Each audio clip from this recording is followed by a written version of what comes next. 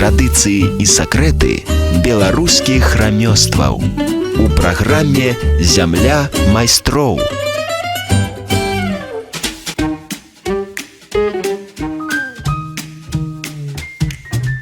Вітаю, сябры!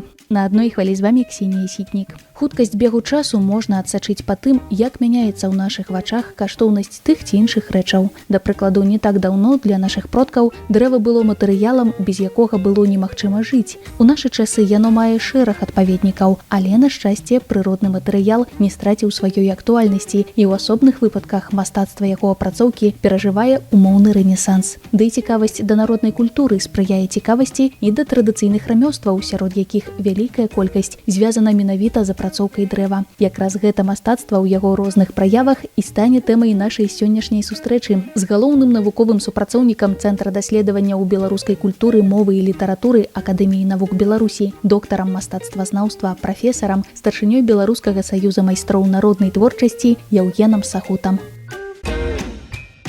Евген Михайлович, падаецца, што для нашых продкаў дрэва было чымсьці, магчыма, як зараз пластык для сучаснага чалавека, то бок універсальны матэрыял, з якога можна было зрабіць і дом, і нешта такое больш побытавае, простае, а наколькі шырокі абсяг рамёстваў, якія былі звязаны з дрэвам? Ну, увогуле, такое шырокае пытанне, таму што, відаць, у культуры беларусаў і увогуле жыхароў лясной зоны Еўропы не знайсці іншага матэрыялу, які б меў такое шырокае прымяненне, як дрэва. Вы правильно сказали, з дрэва узводзілі жыллё і гаспадарчыя памяшканні, храмы узводзілі, замкі узводзілі, значыць, транспартныя сродкі майстравалі, прадметы побыту, мэблю, розныя прылады працы рабілі, і от нават цацкі. Тут такі шырокі дыяпазон, і ўвогуле у часы сярэднявечча, асабліва сярод гарадскіх рамёстваў, дрэваапрацоўка дзе-то налічвала каля 25 спецыяльнасцей. У традыцыйным народным побыце, конечно, этих спецыяльнасцей было менш, таму што майстры-універсалы былі, якія маглі, скажем, і дом узвесці, і мэблю вырабіць для этого дома, і прылады працы. Но, тым не менш, усё-таки у народным побыце беларусаў дрэва займала вельмі вялікае месца, і вельмі шмат спецыяльнасцей было з гэтым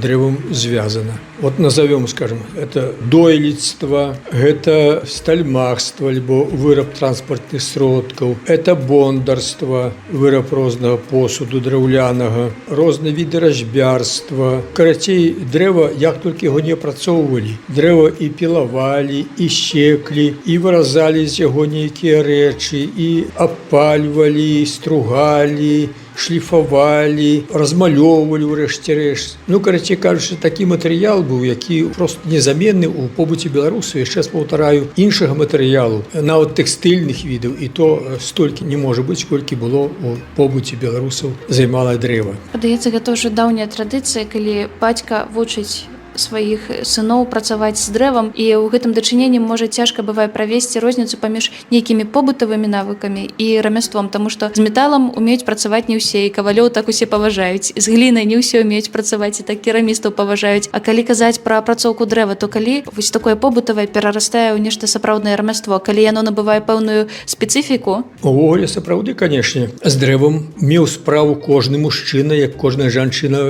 мела справу з тэкстылем, з тэкстыльнымі вырабамі. Але гэта былі, скажем так, на бытавым узроўні навыкі. Але пры гэтым вырасталі найбольш умелыя майстры, якія спецыялізаваліся ў тым ці іншым відзе апрацоўкі дрэва. Канешне ж, яны гэта майстэрства перадавалі сваім дзецям, тыя сваім дзецям, і так от традыцыя цягнулася яшчэ з першабытных часоў. І ў традыцыйным побыце, канешне, хоць і кожны умеў упраўляцца з сякерай там ці пілой, тым не менш все-таки былі вядомыя дойліды, якія маглі узвесці хату і якіх наймалі дзеля гэтага спецыяльна там ці храм драўляны. Далёка не кожны мог гэтым заняцца. Далёка не кожны мог лічыцца добрым столярам, які мог бы змайстраваць выдатны, так сказать, узор мэблі. Даволі не кожны мог быць токарам, які выточваў розныя дэталі для той же самай там ці мэблі, ці бытавога спажывання там ці для транспартных сродкаў. Далёка не кожны мог быць бондарам. А затое часто бывало так, што тым ці іншым рамяством займаліся цэлыя вёскі. Скажам, былі вёскі бандарныя. Бондараў шмат было, то звычайна лясныя вёскі, там, дзе было шмат матэрыялу. Яны забяспечвалі сваімі вырабамі ўсю акругу і на рынкі нават вывозілі, у тым ліку і далёкія рынкі. Былі, скажам, вёскі, дзе было некалькі выдатных сталяроў, якія ўсю акругу і нават дзе-то далёка па заказе, скажам, узводзілі зруб хаты там ці храма, іх спецыяльна наймалі дзеля гэтага. Былі майстры, якія займаліся такарствам, скажам, былі цэлыя вёскі, якія тачылі верацёны і тысячамі іх вывозілі на рынок. Былі вёскі лыжкароў, якія майстравалі лыжкі, выразалі, зноў-такі вазілі на рынок, акрамя сваёй акругі. Карацей кажучы, пры ўсім універсалізме гэтага віду апрацоўкі матэрыялу прыроднага ўсё-такі былі і спецыялісты, і рамеснікі, якія займаліся толькі гэтым. Як правіла, у адрозненне, скажам, ад кавалёў, якія маглі сабе дазволіць раскошу займацца толькі кавальствам, бо ён быў адзін на ўсю вёску ці на ўсю акругу, то майстры дрэваапрацоўшчыкі, як правіла, маглі спалучаць спакойна і сваё рамяство, і з сельскай гаспадаркай. Так што гэта было рамяство, якое было вельмі цесна, даўно і арганічна звязана з традыцыйнай народнай культурай, у тым ліку сельскагаспадарчай. Вы ўжо прыгадалі дойлідства, і тут хочацца задаць такое пытанне. Усе ведаюць пра традыцыі рускага дойлідства, яго выразныя прыклады. А калі казаць пра беларускае і не толькі дойлідства, увогуле мастацтва апрацоўкі дрэва, то тут наша краіна, нашы тэрыторыі, яны былі тымі, хто пераймаў гэтае майстэрства ў суседзяў, ці мы маглі нечаму і навучыць? Ведаеце, калі акінуць такім от позіркам усю еўрапейскую частку, лясную зону Еўропы, то там, дзе займаліся апрацоўкай дрэва, я б не сказаў, што хтосьці штосьці у кагосьці пераймаў. З першабытных часоў, як толькі людзі навучыліся апрацоўваць дрэва прымітыўнымі інструментамі, яны ўсе гэта рабілі. Усе тыя ж самыя прыёмы апрацоўкі дрэва, яны, як кажуць, былі аднолькавымі на значных тэрыторыях. І калі браць, скажам, беларусаў, то тое ж самае дойлідства было ў іх не горшае і не лепшае, чым у суседзяў. Оно было сваё. Пры гэтым выкарыстоўваліся тыя самыя інструменты, якія выкарыстоўваліся ва ўсёй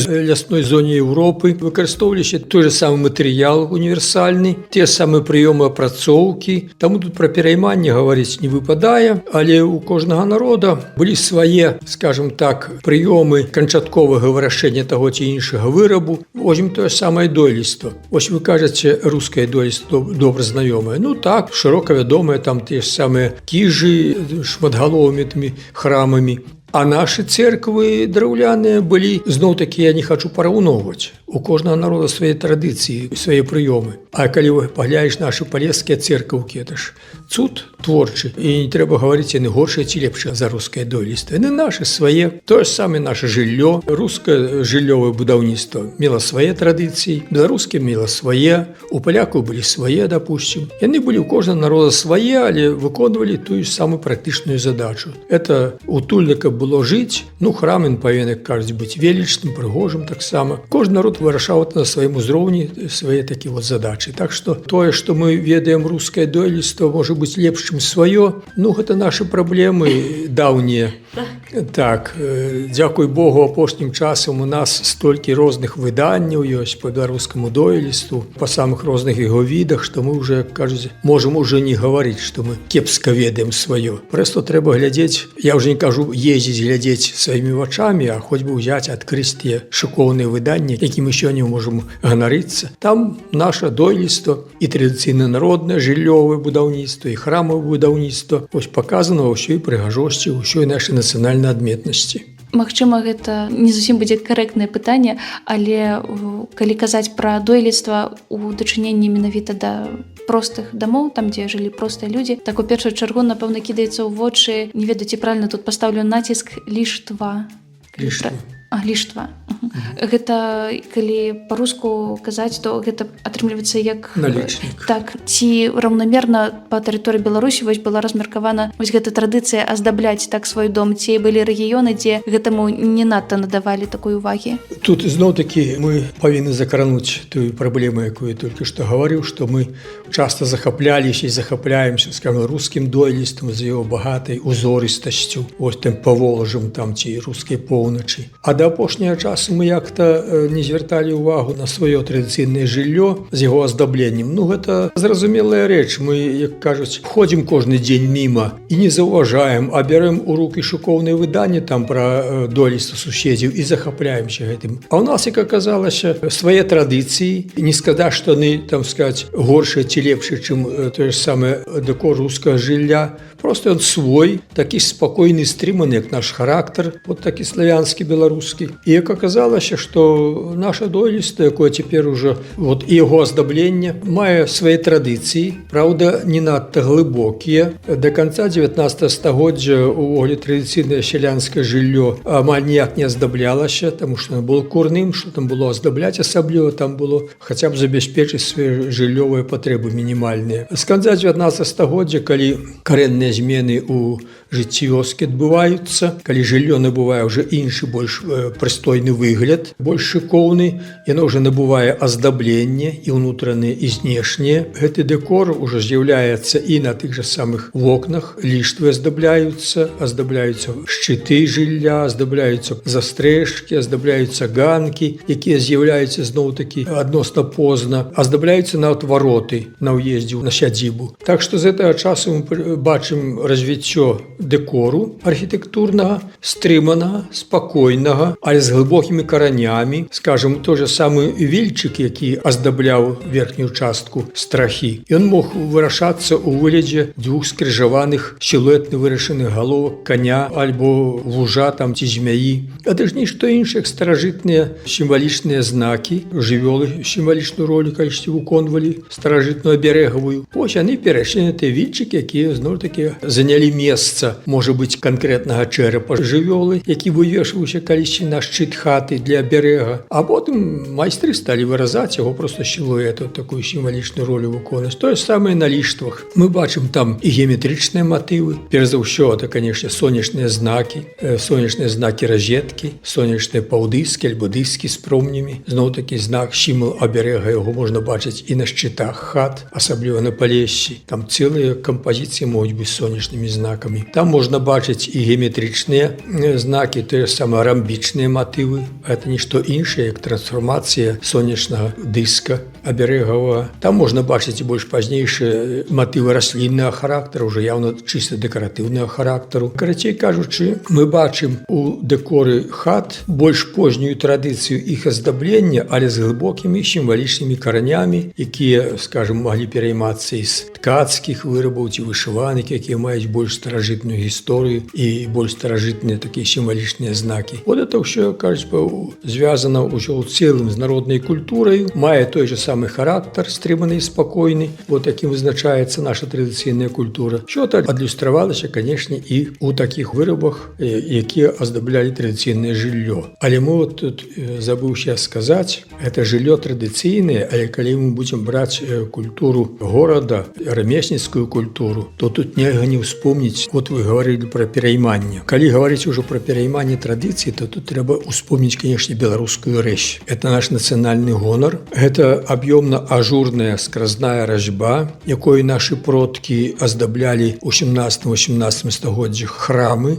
Перш за ўсё праваслаўныя выразалі там цэлыя іканастасы з гэтых аб'ёмнага пераплецення вінаградных парасткаў. Гэтая традыцыя, гарадская культура звязаная вельмі з заходняй Еўропай у свой час. У адрозненне сялянская, якая, скажем так, канцэнтравалася на месцах, на сваіх мясцовых традыцыях, то гарадская культура, она актыўна пераймала культуру захаду, у тым ліку пераняла і традыцыі разьбярства аб'ёмна-ажурнага з заходняй Еўропы, але настолькі іх так перапрацавала на сваім мясцовым матэрыяле, настолькі надала ім такі адметны характар, што яе ўжо і не скажа, што это адкуль-то перанята. Это наша беларуская рэч, якой потым захапляліся, значыць, у маскоўскім княстве, і нашых майстроў туды забіралі, проста перавозілі разам з сем'ямі, яны там аздаблялі маскоўскія храмы і храмы наваколля, і там уже, кажуць, прызнавалі адкрыта, што гэта беларуская рэч, таму што там такога не было, там была плоская разьба. Нашы майстры прынеслі такую шыкоўную, аб'ёмна-ажурную разьбу расліннага характару, з якой яны і ўвайшлі ў гісторыю мастацтва,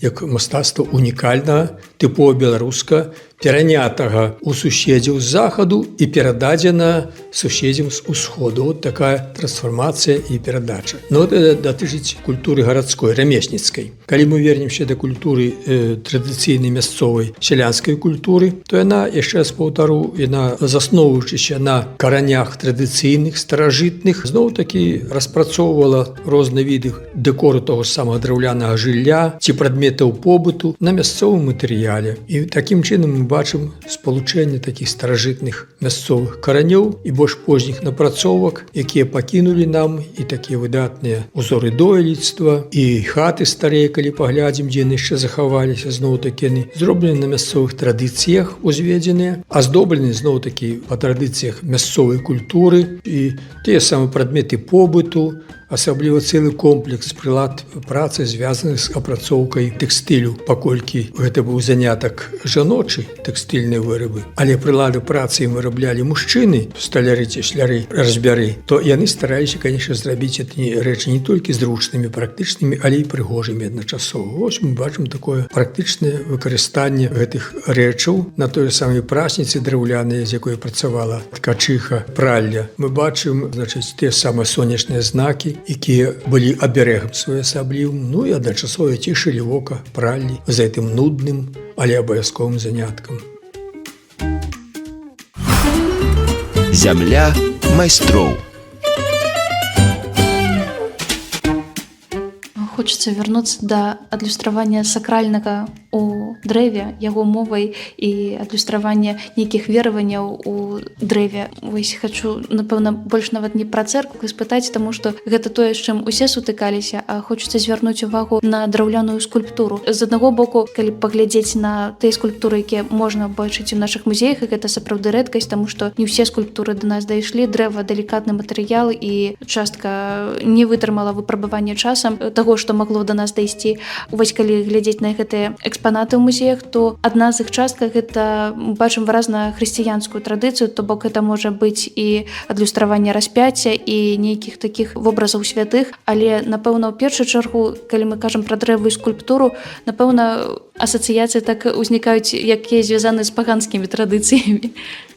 Тут я хочу сказаць, вот я про это і гаварыў, але зараз толькі сканцэнтравана скажу, што практычна ўсё, што рабілася з дрэвам, да і з іншымі матэрыяламі, мела ў выніку практычнае бытавое выкарыстанне. Усё рабілася так, каб гэта, як кажуць, ім можна было карыстацца, там ці ў той жа хаце жыць, той жа мэбляй карыстацца, прыладамі працы працаваць, тым жа посудам карыстацца і так далей. Але вот ёсць адзін раздзел, так сказаць, адна галіна мастацкай апрацоўкі дрэва, дзе ўжо праявіліся менавіта мастацкія запатрабаванні. Я маю на ўвазе скульптуру культавага характару, якая мела ў свой час пашырэнне, перш за ўсё, канешне, у храмах каталіцкіх, таму што праваслаўе скульптуры не прызнавала. А от у каталіцкіх храмах здаўна мы маем узоры скульптурнай творчасці, якія атрымалі сваё асабленне і дзякуючы майстрам, скажем так, высокага ўзроўню, якія аздаблялі храмы, гарадскія храмы такія шыкоўныя, там ужо спецыялістаў скульптараў нават наймалі, спецыяльна запрашалі нават з замежжа. Але я думаю, для нас найбольш цікава якраз творчасць народная. Вось народныя майстры, якія бачылі тыя скульптуры з адлюстраваннем там мучэнняў, так тугі, скажем так, хрысціянскіх страсцей, яны стараліся увасобіць гэта і ў сваіх творах, но лишь это былі скульптары-самавукі. Не мелі паняцця там ні пра анатомію чалавека, ні пра прапорцыі. Яны выразалі так, як яны умелі. Это былі асобныя майстры-самавукі з задаткамі скульптараў, якія выразалі скульптуру па ўзору з багатых храмаў, а ў іх атрымліваўся проста, як кажуць, звычайны мужик. У скульптуры гэтай перададзены былі звычайныя чалавечыя пачуцці, там пакуты, там жальба і так далей. І вот імі скульптурамі украшалі мясцовыя храмы, аздаблялі, скажем, крыжы, якія стаялі на кожным скрыжаванні ці на ўездах ці выездах з вёсак, каплічкі аздаблялі, то тое-сёе захавалася ад нашага часу. На вялікі жаль, гэтая спадчына ў свой час барацьбы з рэлігіяй была вельмі моцна знішчана, але тое-сёе ўдалося захаваць да нашага часу. І калі мы зараз глядзім на іх у музеях, там ці на выстаўках, ці ў экспазіцыях які-небудзь, ці ў тых же самых нават храмах адноўленых цяпер, то мы асабліва нават не звяртаем увагі на дыспрапорцыю, там на скажэнне формаў, якія мы заўважаем у работах прафесійных скульптараў. Мы глядзім, што это чалавек перадаў, тым не менш, пры такіх парушэннях, можа быць, прафесійных падыходаў, ён перадаў звычайныя чалавечыя пачуцці, якія яму былі блізкія, знаёмыя і зразумелыя. Так, як ён умеў, так ён і перадаў. Такія наіўныя, народныя такія скульптуры мы якраз і бачым сёння у тых калекцыях, якія ўдалося сабраць. І тут хочацца адзначыць, што ёсць жа экспанаты сабраныя і вамі, якія вы перадалі ў фонды гістарычнага музея. А што гэта за скульптуры, дзе вы іх знаходзілі, якія ў іх гісторыі? Пра кожную можна расказаць цэлую гісторыю, таму што это былі скульптуры, скажем так, вынік выратавання іх ад знішчэння альбо натуральнай гібелі там пад дажджом і снегам. У свой час, яшчэ ў 80-е гады, калі я пачынаў сваю навуковую дзейнасць, ездзіў у экспедыцыі, ездзіў проста самастойна па розных кутках Беларусі. Мне яшчэ трапляліся часам дзе-нідзе такія вырабы, такія творы, якія дажывалі свой век дзе-небудзь ці ў разбуранай капліцы, ці ў пахіленым крыжы на скрыжаванні, якія яшчэ не паспелі спілаваць камсамольцы, ці спаліць там мясцовыя актывісты. Не гінуць жа гэтаму твору. Даводзілася іх, кажуць, ратаваць, прывозіць. І так сабралася з часам цэлая калекцыя такіх твораў, якія ў выніку і аказаліся перададзенымі ў музей, таму што там ім месца. Калі казаць пра цацкі ў народным стылі, якія можна зараз убачыць у сучасных крамах, то у першую чаргу мы бачым нейкія тэкстыльныя такія лялькі, аберэгі. Можа, і калі казаць пра такія больш далікатныя матэрыялы, то гэта і саламяныя, шмат свістулек керамічных і дрэва тут быццам бы стаіць у цені.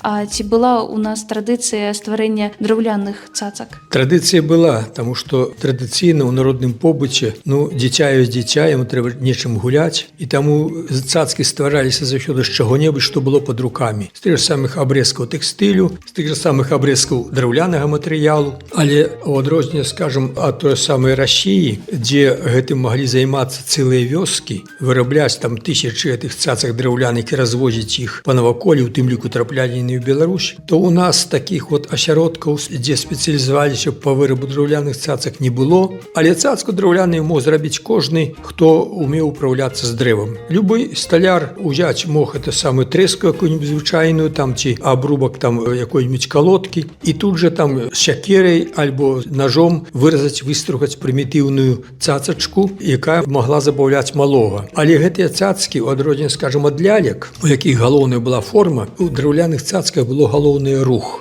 Браў дзве трэсачкі, саджаў на іх прымітыўныя фігуркі, скажем так, чалавечкаў, даваў ім у рукі, скажем так, сякеры, і калі гэтыя трэсачкі рухаць адна адносна другой, па чарзе гэтыя чалавечкі, фігуркі гэтыя білі там ці па калодцы якой-нибудь там, ці кавалі па кавадле, скажем там, альбо два бараны лбамі стукаліся, альбо два пілавальшчыкі стаялі там на перакладзіне і пілавалі дрэва, распілоўвалі. Карацей кажучы, у гэтыя цацкі часоў выконвалі і гульнёвую, і выхаваўчую функцыю. На вялікі жаль, драўляная цацка, які ўвогуле цацка, гэта былі такія вырабы, якія не захоўваліся. Яны музеямі не збіраліся ў нас у кожным разе, цікавасці да іх не было. Таму сёння мы маем рэдкія узоры іх, якія зберагліся ў музейных калекцыях, там ці дзе-то ў публікацыях, і спрабуем сёння гэтую цацку адрадзіць. Ёсць такія цікавыя спробы сучасных майстроў зрабіць гэтыя цацкі на сучасным узроўні. Але, канешне, яны ўжо такога выкарыстання не маюць. І гэта калісьці, гэта хутчэй, скажем так, аднаўленне нашай забытай традыцыі.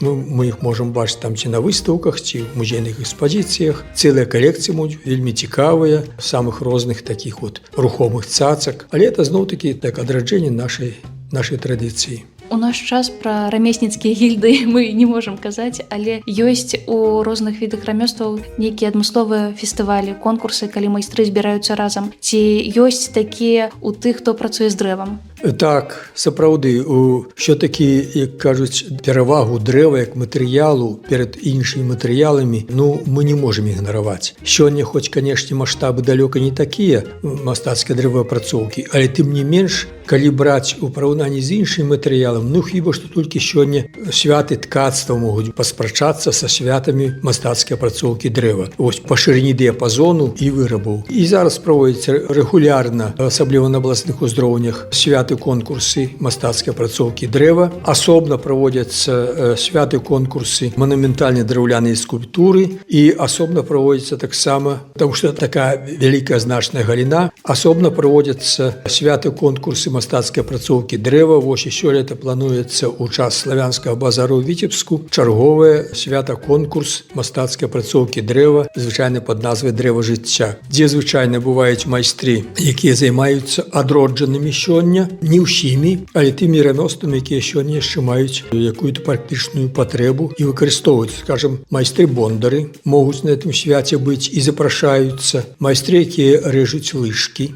Вось таму, што лыжкі і сёння маюць сваё практычнае прызначэнне, скажам, драўлянай лыжкай, а не металічнай, все-таки там і варэнне размяшаць, там і цеста замяшаць. Вось таму выразаюцца тыя ж майстры, якія рэжуць драўляную цацку, дробную пластыку.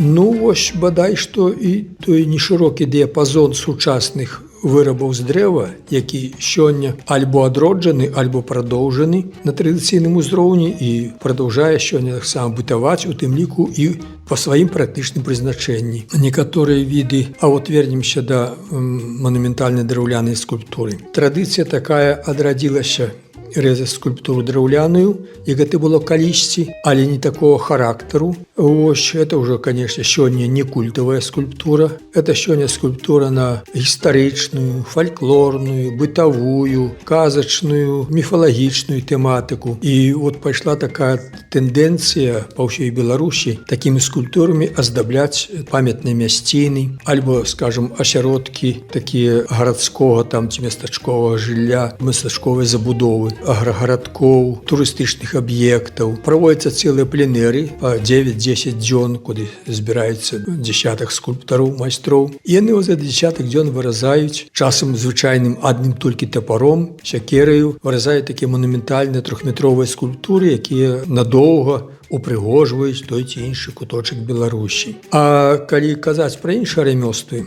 то адрадзіліся тыя рамёствы, якія маюць практычнае прызначэнне сёння могуць. Тое самае бандарныя вырабы. Аказалася, што бандарны посуд мы сёння, многія сёння цэняць, уже наеліся пластыку рознага шкла і так далей, а от бандарныя вырабы аказаліся незаменнымі ў некаторых выпадках. Тое ж самае заквасіць капустку, скажам, у драўлянай бочачцы, гэта вам не у выварцы металічнай ці пластыкавай бочцы. Тое ж самае драўляныя лыжкі, як я казаў, таксама карыстаюцца пэўным попытам. Да драўлянай цацкі цікавасць проста такая, скажем так, наша генетычная. Ось это не столькі для гульні, скажем, дзіцячай, колькі для асалоды вока. Во, так. Таму некаторыя віды традыцыйных рамёстваў сёння набываюць другое жыццё. Мала таго, яны адрадзіліся ў некаторых асяродках настолькі, што аказаліся нават унесенымі ў спіс гісторыка-культурнай каштоўнасці Беларусі. От недавно такі статус быў прысвоены майстрам асяродку Глузку, гарадок на Магілёўшчыне, дзе там цэлы такі асяродак дрэваапрацоўкі